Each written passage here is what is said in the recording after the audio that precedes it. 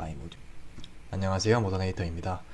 이번 시간에는 원래 스테이트와 프롭스에 대한 강의를 진행하려고 했는데 어, 현재 지금 리액트랑 이제 바벨 폴리필 때문에 그 트랜스파일 속도가 너무 느려가지고 일단 먼저 개발 편의성을 위해서 어, 그 브라우저리파이 대신에 그 와치파이랑 persistify라는 거를 쓰는 방법에 대해서 배워보겠습니다.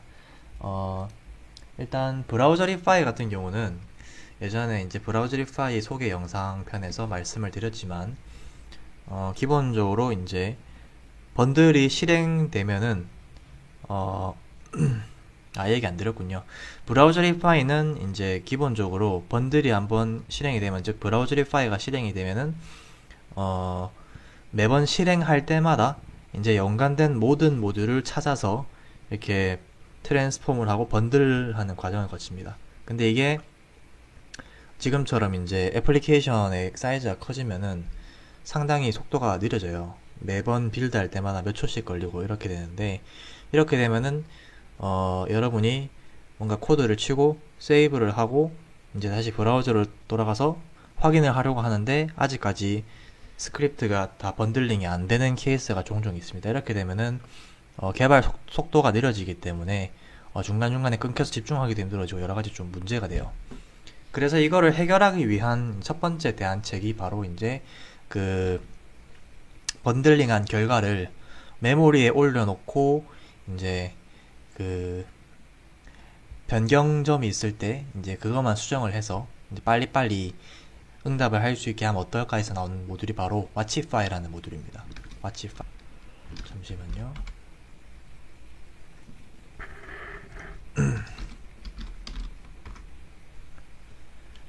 네, 와치파이는 뭐 방금 말씀드렸지만 이제 그 뭐 정확하게는 번들링 결과가 아니고 이제 어, 돼 있네요. 네, 번들 맞네요. 어쨌든 이 와치 파일을 쓰면 이제 번들링한 결과를 메모리에 올려놔서 다시 브라우저리파이가 모든 모듈을 탐색해서 막 다시 막 이것저것 하는 과정이 다 생략이 돼서 이렇게 보시면 상당히 속도가 빨라집니다. 근데 와치파이는 단점이 있는 게 일단 처음에 실행이 된 다음에 그 결과를 메모리에 올리기 때문에 여전히 초기 빌드는 오래 걸린다는 단점이 있어요. 즉 매번 와치 파일을 실행을 하게 되면은 매번 처음은 느리다는 거죠. 여기다 보시면은 이제 0.23초 보면은 이 중에 가장 길죠. 뭐 이거는 큰 차이가 안 느껴지실 수 있지만은 막 실제로 용량이 커지면은 막 애플리케이션이 커지면은 여기서 막 2, 3초씩 걸리고 그럽니다. 그래서 이제 그거를 해결하기 위해서 이 뭐랄까요? 이 번들링을 한 결과를 디스크에 기록을 해서 다음에 다시 이 번들링을 할 때 바로 참조해보면 어떨까 해서 나온 모듈이 바로 persistify 모듈입니다. persistify. persistify는 watchify의 가장 또 좋은 점은 watch 기능이 있어요. 근데 persistify도 watch 기능이 내장되어 있습니다. 즉 우리가 막 걸프 파일에서 걸프 와치를 써가지고 스크립트를 이렇게 막 계속 와치를 안 하고 있어도 자동으로 이렇게 와치하는 기능이 있습니다. 그래서 연관된 파일이 바뀌면 알아서 빌드가 돼요. 아주 편리한 거죠. 그런데 이제 이런 이 번들이 아니고 이런 캐시하는, 이게 일종의 캐시하는 건데 그 결과를 캐시하는 방법의 단점은 단점이라 해야 되나요? 버그라고 하는 게 맞나? 이게 쓰다 보면 이럴 때가 있어요. 예를 들면은 애플리케이션을 만들어서 이렇게 빌드를 번들링을 하고 있는데 하다 보니까 뭔가 다른 모듈이 필요해져 가지고 npm으로 이제 그 모듈을 설치를 하는 겁니다. 그런데 다시 실행을 하면은 그 파일을 못 찾는 경우가 있어요. 모듈을 못 찾는 경우가 있어요. 그게 왜냐면은 그 번들링 된 결과를 어딘가 세이브를 해놨기 때문에 새로 추가된 모듈이 그쪽에 들어가지가 않았기 때문에 이제 찾지 못해서 오류가 납니다. 그거를 해결하시려면은 캐시를 지어주시면 되는데 persistify의 캐시는 기본적으로 잠시만요.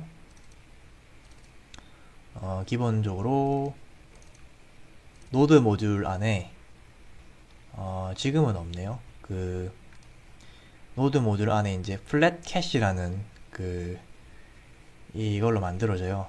이게 나중에 이것도 지우는 방법에 대해서 제가 알려드리겠습니다. 얘를 지우고 다시 빌드를 하면은 이제 처음에 브라우저 리파이가 실행되는 것처럼 이제 그 빌드를 다시 처음부터 해요. 그렇게 되면 새로 추가되는 모듈로 잘 인식이 됩니다.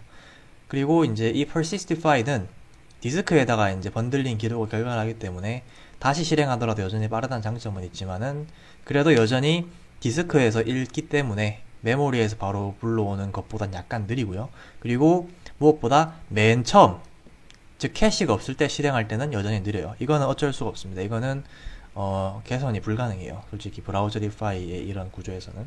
하지만은 뭐 초기 빌드 오래 걸리는 거는 뭐 그렇게 큰 문제가 아닙니다. 보통은 매번 빌드하는 일은 잘 없거든요. 그래서 일단 이 사용법을 알려드리겠습니다. 그래서 일단 저 persistify를 설치를 하시고요. 설치할 동안에 이제 그 걸프 리액트 보일러플레이트로 가서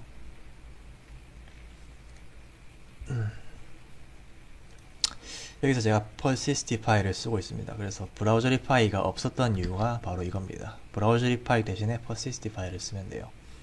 근데 persistify를 쓸 때 주의해야 할 점은 브라우저 리파이는 이제 이렇게 첫 번째 인자로 번들링할 파일을 명시를 하지만은 persistify는 이렇게 명시를 할 수가 없습니다. 대신에 옵션에다가 명시를 해주거나 add를 써가 추가를 해줘야 되는데 그래서 여기 보시면 이제 이런 식으로 add가 붙어 있죠. 그래서 이렇게 씁니다. 이거를 일단 복사를 해서 일단 아래 코드들은 약간 주석 처리를 하고요. 이 코드를 넣어주면 됩니다. 그리고 이쪽에다가 일단 변수에 넣는 이유는 계속해서 이제 번들을 해야 되기 때문에 그렇습니다. 그래서 일단 이 persistify에 이제 뭐랄까요, 브라우저 리파이가 저희가 이렇게 번들했던 것처럼 똑같이 persistify도 번들을 할 수가 있습니다. 그래서 이 번들만 매번 새로 해주면 돼요. 트랜스폼은 한 번만 호출하면 됩니다. 그래서 보시면 이제 여기서 이제 어떤 파일을 빌드할 건지를 추가해 줘야겠죠. 그래서 source index.js를 빌드할 것이고 이제 이 업데이트는 이제 그냥 단순히 제가 번들이 끝났음을 알려주기 위해서 그냥 만들어 놓은 겁니다. 그냥 무시하고요. external은 다음에 최적화 부분을 배울 때 벤더 부분을 따로 학습을 할 건데 그때 이제 알려드리겠습니다. 패스하고 이제 똑같이 트랜스폼을 넣어주시면 돼요. 아이고, 넣어주시고 이제 여기까지만 일단 하고 그 다음에 이제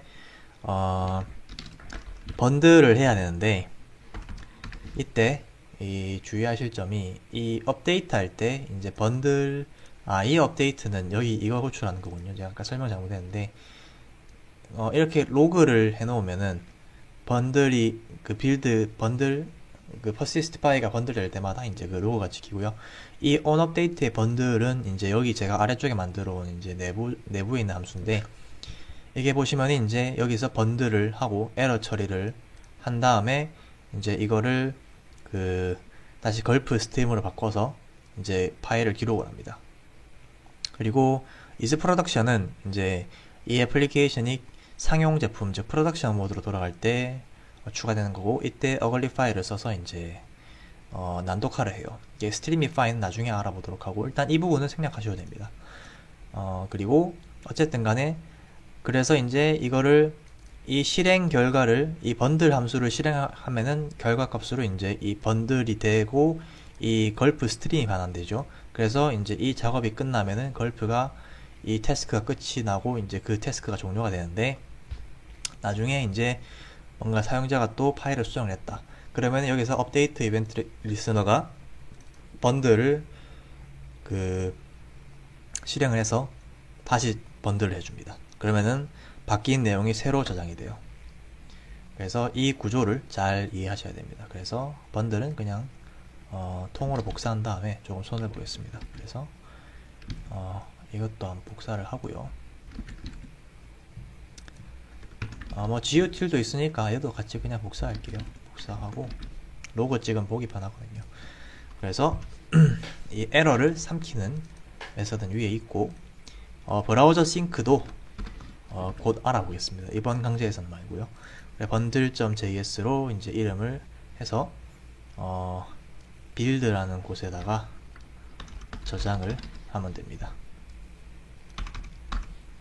일단 한번 실행을 해볼게요. 이게 안 될 수도 있으니까. 그래서 걸프를 한번 실행을 해보고 persistify를 이게 브라우저리파이처럼 persistify도 이제 전역적으로 설치됐지만은 로컬 프로젝트에도 설치를 해주셔야 쓸 수가 있습니다. 로컬 프로젝트에서 안 그러면은 찾지를 못하기 때문에 브라우저리파이처럼 그냥 개발 디펜던시로 넣을게요. 이렇게 보시면 전부 개발 디펜던시예요. 솔직히 이게 그렇게 크게 뭐 영향을 미치는 건 아니고 이게 디펜던시가 그냥 디펜던시냐 개발 디펜던시냐는 판단하기 나름이라서 만드는 사람이 정의하기 나름이에요. 어쨌든 간에 지금 persistify를 설치를 했고 이제 실행을 하면은 이제 될 겁니다. opt 이 옵션인데 여기에 이제 그 watch라든지 이런저런 옵션을 이렇게 잠깐 여기 있네요. 이게 이제 그 브라우저리파이 옵션인데 이쪽에서 이제 소스 맵을 위해서 디버그를 일단 true로 해놓고요. 이 패스는 나중에 알려드리겠습니다. 지금은 중요한 게 아니라서요. 그 다음에 이제 여기 보시면 이제 persistify 옵션인데 여기서 watch를 통해서 watch를 할 수가 있습니다. 그래서 그냥 watch도 true로 걸어 놓을게요. 이렇게 해서 실행을 하면은 이제 번들이 watch 이렇게 하면 안 되겠네요. 잠시만요. watch는 그냥 지우고 이제 이 번들이라는 것도 필요가 없겠네요. 그냥 바로 이렇게 하겠습니다. 디폴트에다 바로 설정을 하면은 이제 바로 꺼져버리네요. 제가 이 번들을 실행을 안 했네요. 그래서 이 번들을 최종적으로 실행해서 리턴 시켜주면 됩니다. 그러면 이제 에러가 나죠. is production. 이거 제가 말해놓고 제가 까먹었네요. 이거 지우고 다시 실행을 하면은 이제 지금 번들링을 하고 있습니다. 보시면 상당히 오래 걸렸어요. 지금 3.80초가 걸렸는데 상당히 긴 시간입니다. 하지만 이제 이후로 저희가 뭔가 코드를 수정을 하면은 이게 윈도우 문제인지 모르겠는데 이게 제가 수동으로 컨트롤 C를 눌러줘야 계속 이게 되네요. 이게 원래 돼야 되는데 뭔가 이상합니다. 어쨌든 지금 빌드 시간이 0.033초가 되었습니다. 저는 보통 웹 개발할 때 맥을 쓰는데 맥에서는 이런 일이 없는데 아마 운영체제에 뭔가 종속된 문제 같긴 하네요. 어쨌든 뭐 보시면은 굉장히 빠르게 빌드가 되었고 이후에 추가적인 수정을 해도 상당히 빠르게 실행이 됩니다. 그리고 제가 이거를 종료를 하고 다시 실행을 해도 초기 빌드가 상당히 빨리 끝납니다. 그래서 이렇게 하는 것만으로도 퍼포먼스, 즉 그 브라우저리파이의 느린 속도는 대부분 이렇게 개선이 가능해요. 0. 몇 초 단위로 나오는 케이스 보시면 이제 이 0.61초가 좀 긴 편인데 이거랑 비교하면, 왜냐면은 이거는 디스크에서 캐시를 불러와서 그래요. 여기서는 메모리에서 캐시를 불러오지만 이거 디스크에서 캐시를 불러오는데 원래 디스크와 메모리 속도 차이는 어마어마하게 큽니다. 그래서 오래 걸릴 수밖에 없고요.